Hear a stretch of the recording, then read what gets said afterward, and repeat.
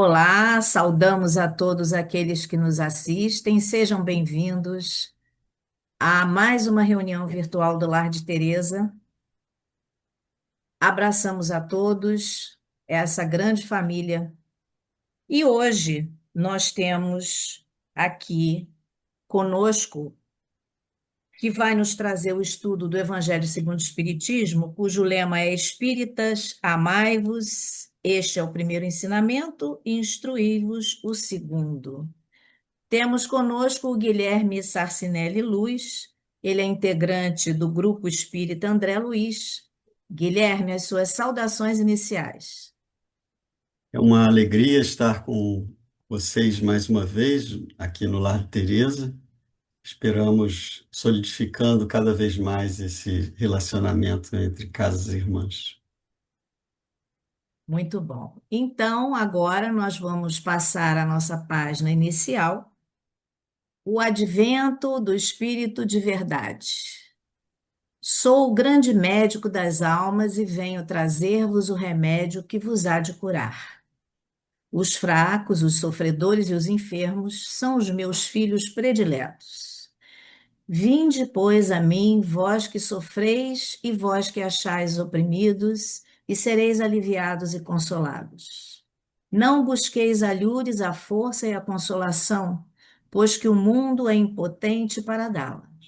Deus dirige um supremo apelo aos vossos corações por meio do Espiritismo. Escutai-o.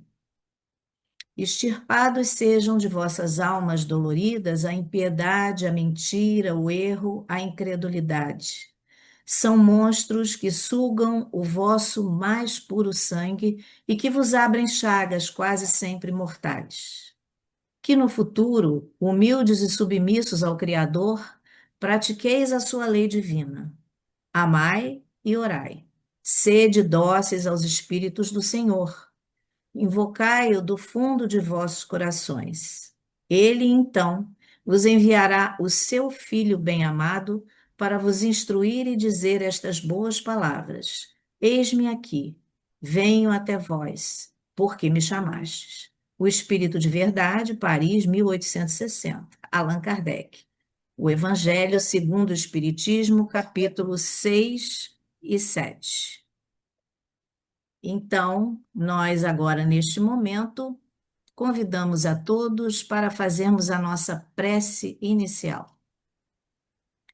Graças a Deus por estarmos reunidos em seu nome.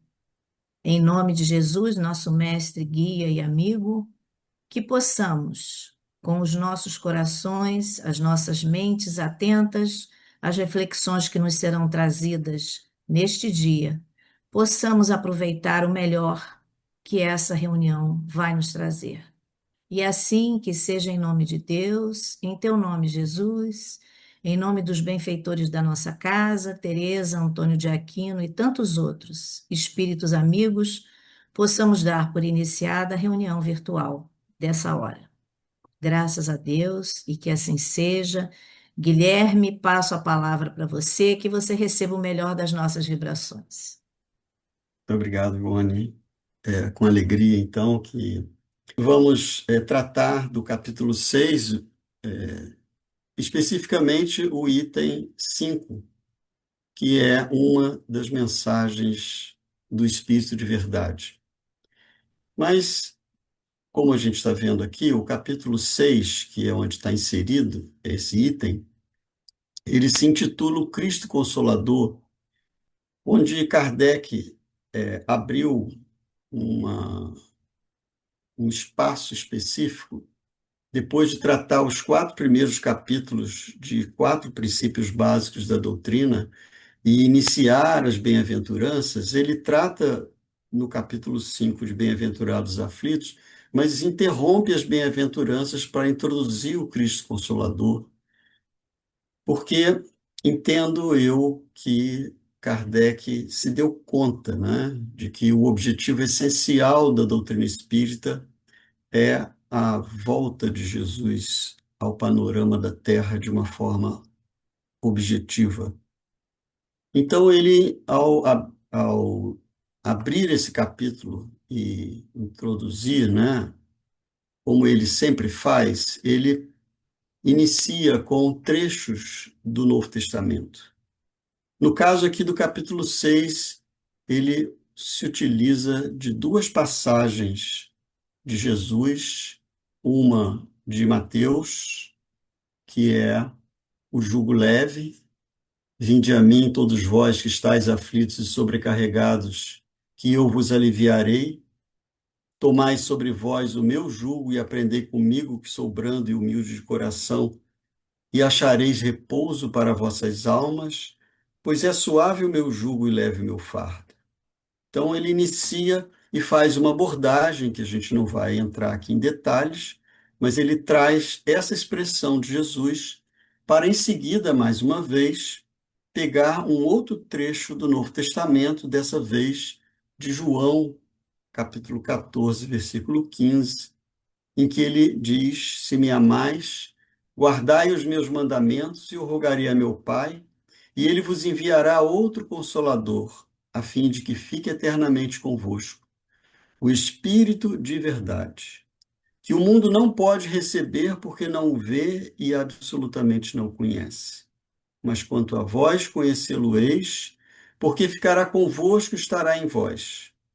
Porém, o Consolador, que é o Santo Espírito, que meu Pai enviará em meu nome, vos ensinará todas as coisas e vos fará recordar tudo o que vos tenho dito.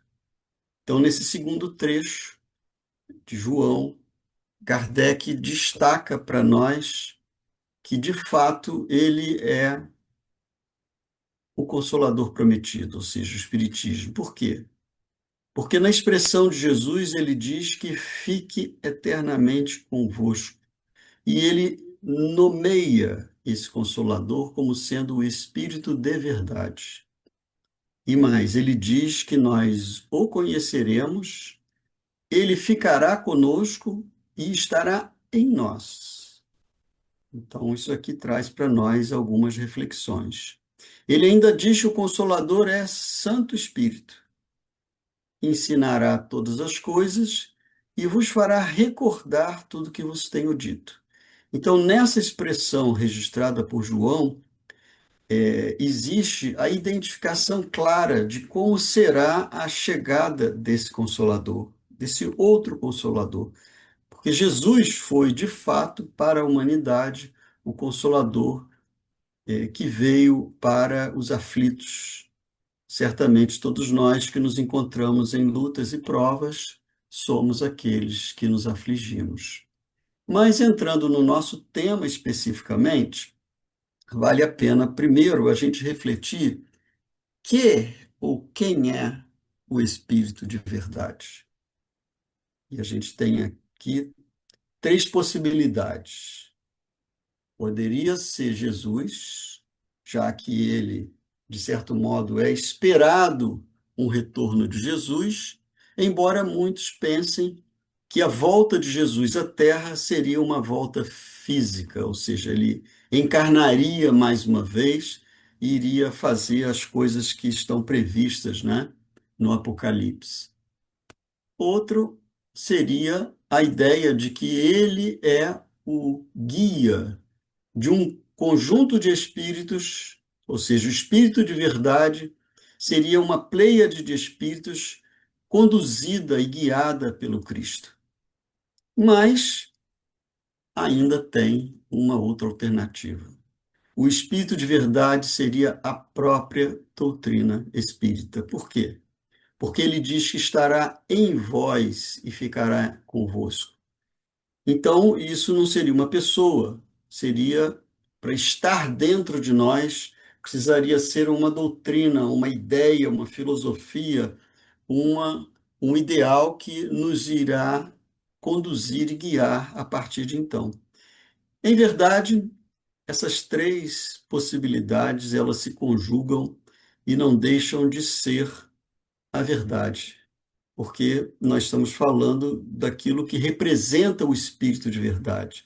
Quando a gente diz que uma coisa é o espírito, né, do futebol, ou é o espírito de alguma coisa, né, de alguma ideologia, a gente usa essa expressão, o espírito de. No caso aqui, é o espírito de verdade, ou seja, está expressando a essência da verdade.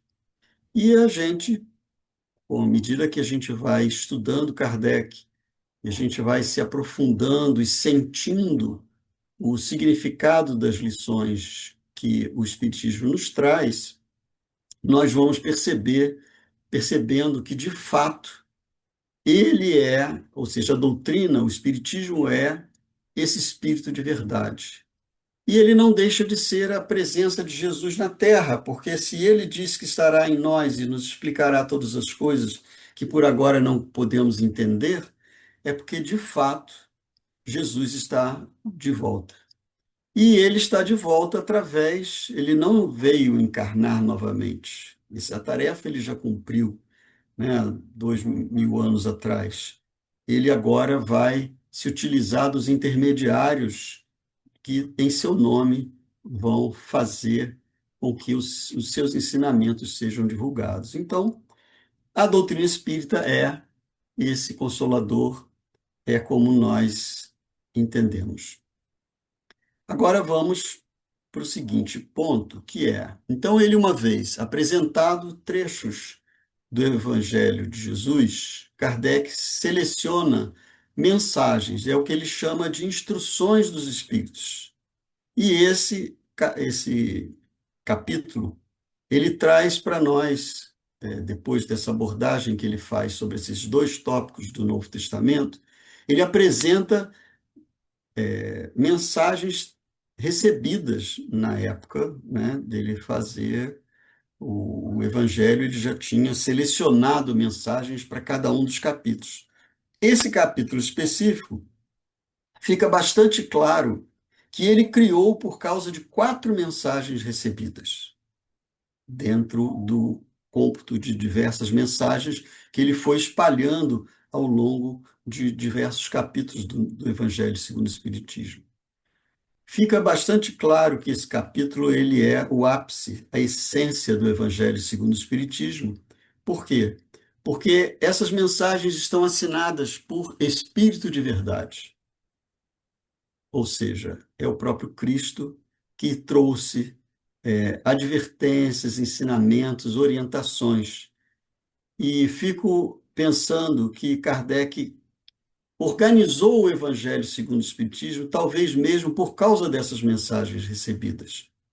Vamos observar aqui, ó, que essas mensagens, então, essa parte de instruções dos Espíritos, ele intitulou como Advento do Espírito de Verdade, e essas 4 mensagens foram recebidas, 2 em Paris, uma em Bordeaux e outra em Havre.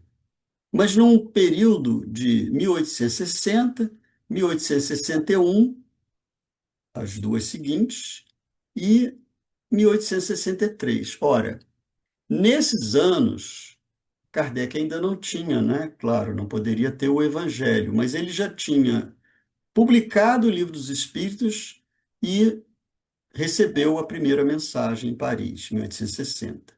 Quando ele publica o Livro dos Médiuns, ele recebe 2 outras mensagens nesse mesmo ano e vai receber uma terceira mensagem, uma quarta mensagem em Ave. Certamente essa quarta mensagem, ele já tinha o projeto da elaboração do Evangelho segundo o Espiritismo, porque ele foi publicado em 1864. Então, isso deve ter dado a ele motivações para ele formar o Evangelho segundo o Espiritismo.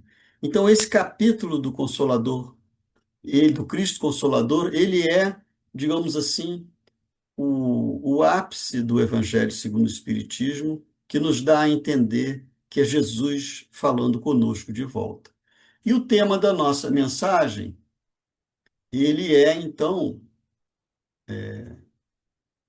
ele é a mensagem seguinte, que é indicado o item 7, né? O item 5, desculpe. O item 1 é o trecho de Mateus, o item 2 é um comentário de Kardec, o item 3 é o trecho de João, o item 4 é um comentário de Kardec. A partir daí, quando ele entra nas instruções dos Espíritos, os próximos itens são as 4 mensagens. E ele intitulou como Advento do Espírito e Verdade. A mensagem que foi lida na abertura é a terceira dessas mensagens, e nós vamos refletir um pouquinho sobre a primeira das 4 mensagens. Então ele diz: Venho como outrora aos transviados filhos de Israel, trazer-vos a verdade e dissipar as trevas. Escutai-me.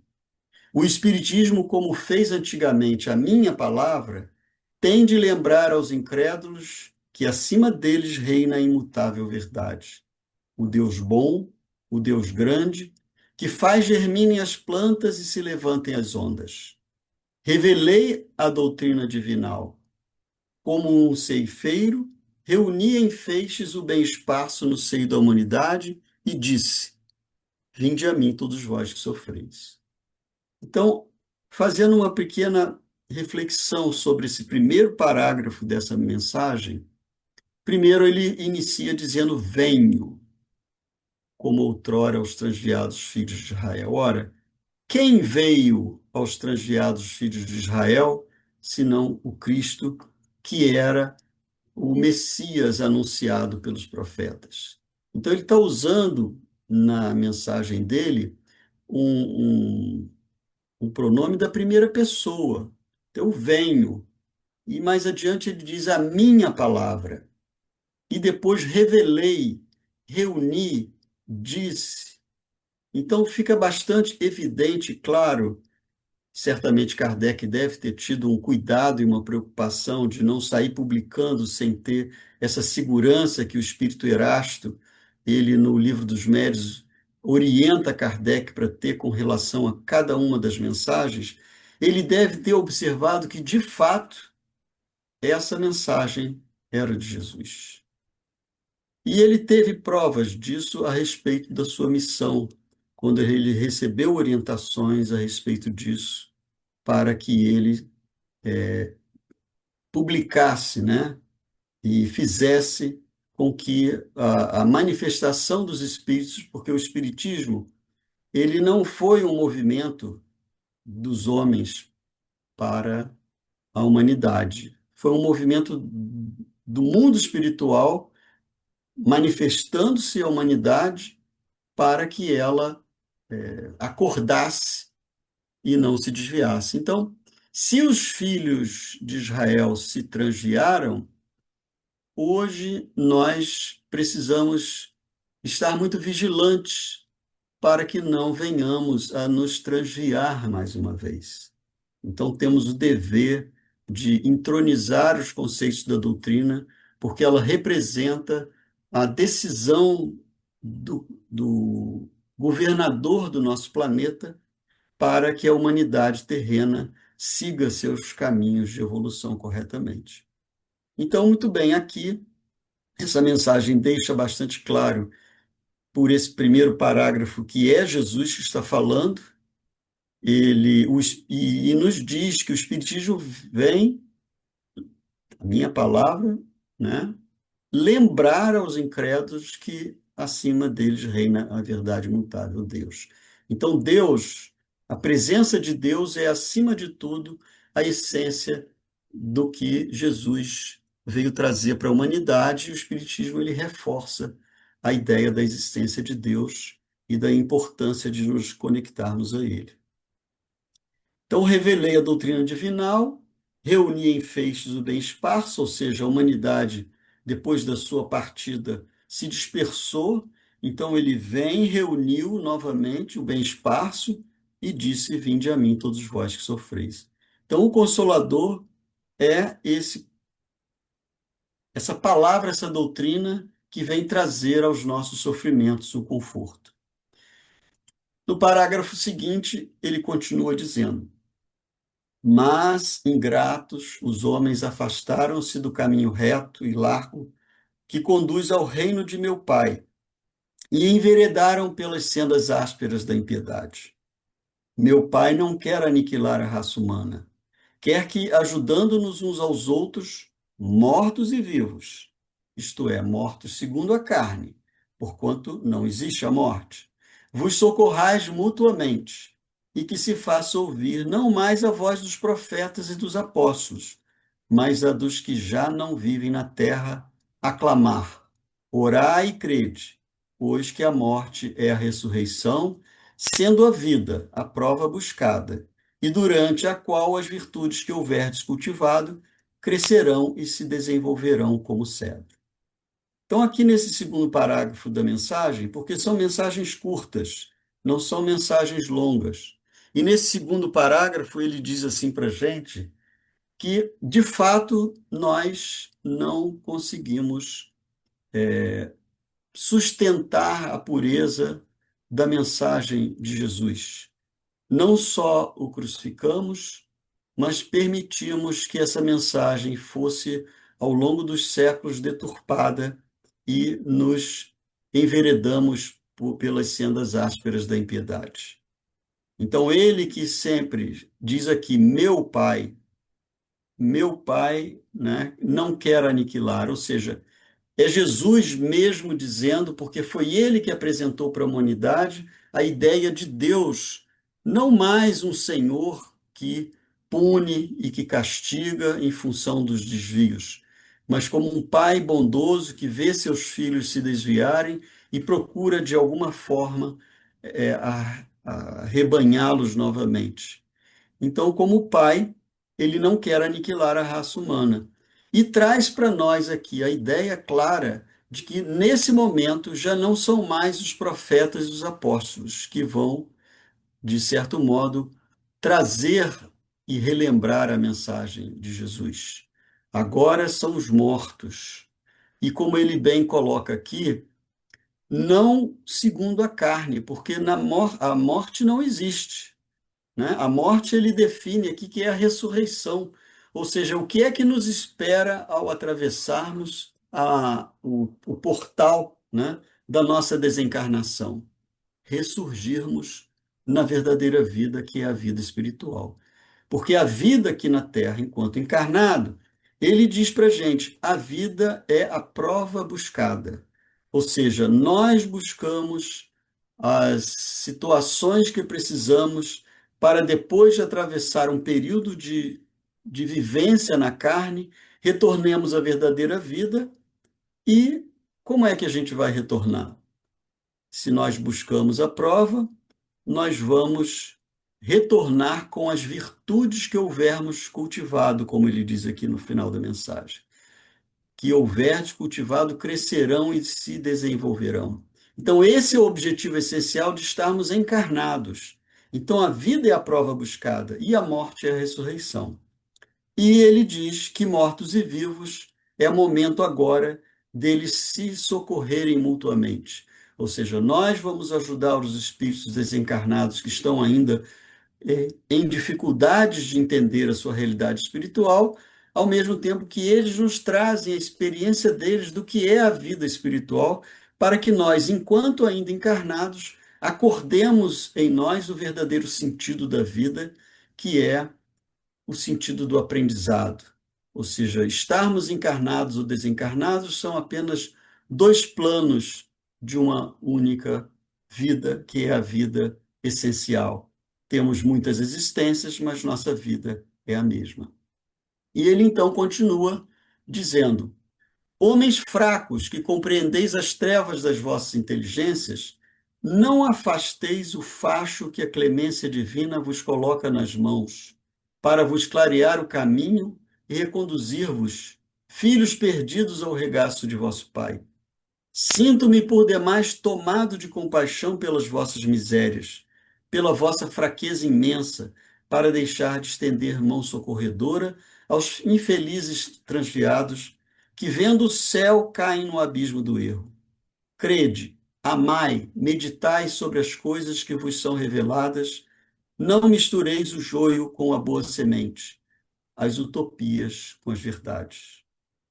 Então, aqui nesse terceiro parágrafo, ele nos mostra que realmente nós, ainda como fracos que somos, ele suplica e adverte-nos para que a gente não afaste esse facho, ou seja, o Espiritismo vem através das vozes dos espíritos desencarnados, trazer a mensagem de Jesus, que é uma luz que clareia o nosso caminho. E isso se deu porque Jesus, tomado de compaixão pelas nossas misérias, ele não quer que nós venhamos mais uma vez a cair nos abismos do erro. Para isso, a gente tem que aprender a discernir o joio do trigo, da boa semente, e as utopias com as verdades. Então, o Espiritismo vem mostrar para a humanidade que existe uma realidade espiritual que nós precisamos colocar como essência do nosso pensar, da nossa filosofia de vida, para que a nossa vida no dia a dia reflita esse entendimento, essa consciência de que estamos encarnados com o propósito de cumprir as provas que nós solicitamos, que nós pedimos, sejam elas lutas, expiações, sejam elas tarefas que abraçamos com o objetivo de redimir dos nossos equívocos do passado. E encerra, então, a mensagem com o tema essencial do nosso estudo de hoje, que é esse: Espíritas, amai-vos, este o primeiro ensinamento. Instruí-vos, este o segundo. Então, aqui Jesus deixa uma recomendação para nós. Primeiro ensinamento significa que é o ensinamento prioritário. Amemo-nos. Mas ele não deixa de mencionar o segundo, que certamente segundo também é muito importante. Por isso que está em segundo lugar. Mas não é mais importante que o primeiro. Mas é tão importante, e ele diz que nós precisamos nos instruir. Então, a doutrina espírita vem como um clarão de luz para trazer a verdade, porque é o espírito de verdade, é a essência da verdade que Jesus veio trazer há 2000 anos e que agora ele volta, mas numa metodologia diferente, numa didática diferente para a humanidade, e nos sugere que nós estudemos a doutrina. Porque à medida que nós aprofundarmos na compreensão, no entendimento dela, nós vamos encontrar o caminho para saber amar. Mas a essência essencial do nosso esforço, primeiro, deve estar no amar. E aí ele diz: no cristianismo encontram-se todas as verdades. São de origem humana os erros que nele se enraizaram. Eis que do além-túmulo, que julgáveis o nada, vós e vos clamam: irmãos, nada perece. Jesus Cristo é o vencedor do mal, sede os vencedores da impiedade. E assina como Espírito de verdade. Então, para nós fica bastante claro que essa mensagem é do Cristo. Porque aqui ele está mencionando, quando ele diz Jesus Cristo é o vencedor, ele está falando isso na voz dos Espíritos que estão falando. Então, as vozes vos clamam, irmãos, nada perece, Jesus Cristo é o vencedor do mal. Ele traz para nós aqui de que, de fato, o cristianismo ele continua sendo a referência para a humanidade, sejam em que vertentes cristãs que estejam sendo desenvolvidas, mas ele traz a essência, ou seja, mesmo que os homens tenham crucificado Cristo, a sua doutrina de luz sobreviveu, permaneceu, se espraiou por toda a humanidade e hoje alcança o mundo inteiro, porque certamente não existe nenhum lugar, especialmente nos dias de hoje, em que nós temos tecnologia suficiente em que a mensagem cristã não alcança os corações da humanidade. Então ele encerra assim essa mensagem e nos traz essa noção de que eu gostaria, só para encerrar, fechar com uma advertência de Emmanuel no livro A Caminho da Luz, em que nesse livro, aqueles que não conhecem devem buscá-lo ler, ele traz a história da nossa humanidade. Então, ele menciona, ele foi ditado nas vésperas de estourar a Segunda Guerra Mundial, no ano que antecedeu, né? Então, entre 5 semanas, de 17 de agosto a 21 de setembro, Emmanuel dita, através de Chico Xavier, esse livro, encerrando com o 25º capítulo, o que ele chamou de o Evangelho e o futuro. E nesse capítulo eu trouxe só alguns trechinhos dizendo: nessa época, a vinda do Cristo, ou seja, quando Jesus veio, assinalaria o maior acontecimento para o mundo, de vez que o Evangelho seria a eterna mensagem do céu, ligando a terra ao reino luminoso de Jesus, na hipótese da assimilação do homem espiritual com respeito aos ensinos de Jesus. Então, a tarefa da vinda de Jesus seria para que o homem assimilasse, né, a essência espiritual do homem, absorvesse essa mensagem. Mas a pureza do cristianismo não conseguiu manter-se intacta. Então, logo regressaram ao plano invisível os auxiliares do Senhor, reencarnados no globo terrestre para a glorificação dos tempos apostólicos. Mais adiante, Emmanuel diz assim: ao lado dos aviões poderosos e da radiotelefonia que ligam todos os continentes e países da atualidade, indicando os imperativos das leis de solidariedade humana, vemos o conceito de civilização insultado por todas as doutrinas de isolamento, enquanto os povos se preparam para o extermínio e para a destruição. É ainda por isso que, em nome do Evangelho, se perpetram todos os abusos nos países ditos cristãos. A realidade é que a civilização ocidental não chegou a se cristianizar. Então, nós vemos hoje a tecnologia aproximando todos os povos, trazendo recursos para que haja solidariedade. Mas, infelizmente, ainda existe mesclado a isso muita ideia de guerra. Mas é chegado o tempo, ele diz mais adiante, de um reajustamento de todos os valores humanos. Se as dolorosas expiações coletivas preludiam a época dos últimos ais do Apocalipse, a espiritualidade tem de penetrar as realizações do homem físico, conduzindo-as para o bem de toda a humanidade. Então, esse tempo chegou. O Apocalipse estava previsto.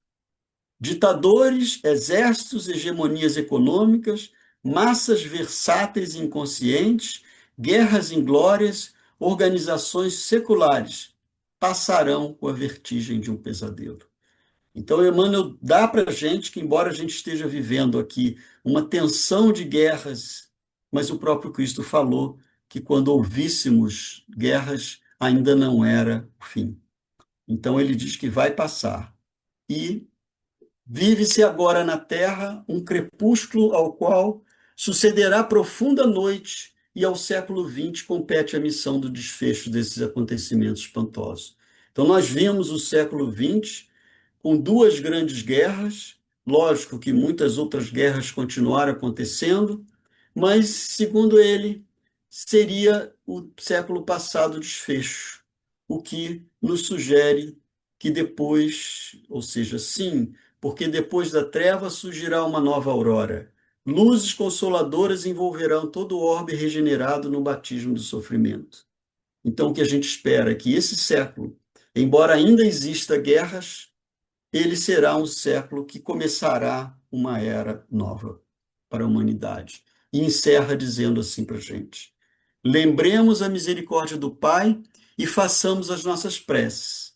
A noite não tarda, e no bojo de suas sombras compactas não nos esqueçamos de Jesus, cuja misericórdia infinita, como sempre, será a claridade imortal da alvorada futura, feita de paz, de fraternidade e redenção.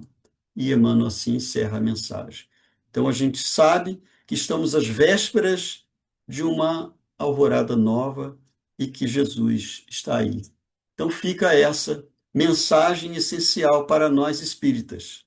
Amai-vos, eis o primeiro mandamento. Instruí-vos, eis o segundo, para que cada um de nós sejamos os mensageiros da mensagem do Cristo. Muita paz, meus irmãos, que Jesus nos abençoe.